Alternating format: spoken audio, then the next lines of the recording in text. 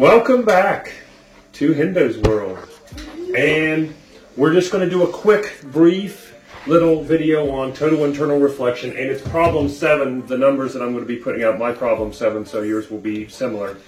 But we're going to talk about total internal reflection, and then we will do the problem here. So what is total internal reflection? If you go from if light goes from a higher index of refraction to lower, if you recall, I told you it bends away from the normal. There's the normal, the perpendicular. It bends away.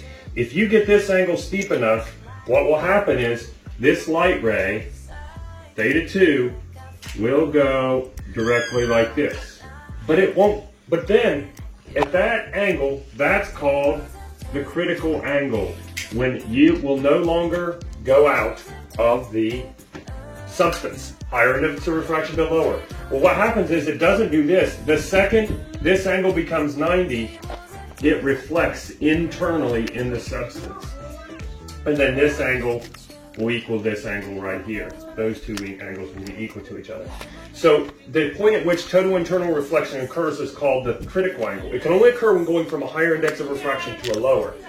And now, if I were to move this up further and make this bigger, it would still reflect. The critical angle is only the very first angle at which this will reflect and no longer make it out. So the critical angle and any angle greater will have total internal reflection for those two substances. It matters that the indices of refraction, that's what matters for this to occur. It has to be from a higher to a lower because it has to bend away from the normal, not towards it. Okay, so the critical angle is this first angle that it occurs at. Well, how do we find it? Well, this is 90 degrees in Snell's law. This formula is just an application of Snell's law. So what we have here is my index of refraction is 1.57 sine of, and my critical angle is, in my problem, 57.2. That was from my problem, and I'll put that 57.2 degrees. They told me the critical angle. And so now it's N2. We don't know that. That's what we're trying to find, this index of refraction of the lower substance. Sine of 90 degrees. Now, as long as your calculator is in degree mode, sine of 90 is 1. So this is just 1. 1 times N2, which means it's just N2.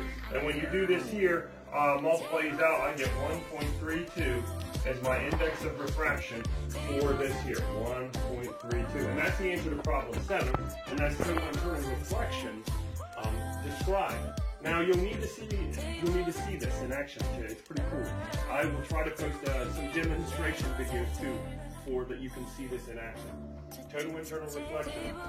That's what you got. Now, if suppose you wanted to solve for this, well, if you know this and this and this, and you can solve, then you can solve for the critical angle. So it's possible to have a problem that you have to solve for that too. Thank you. Stay safe, and I'll see you next time.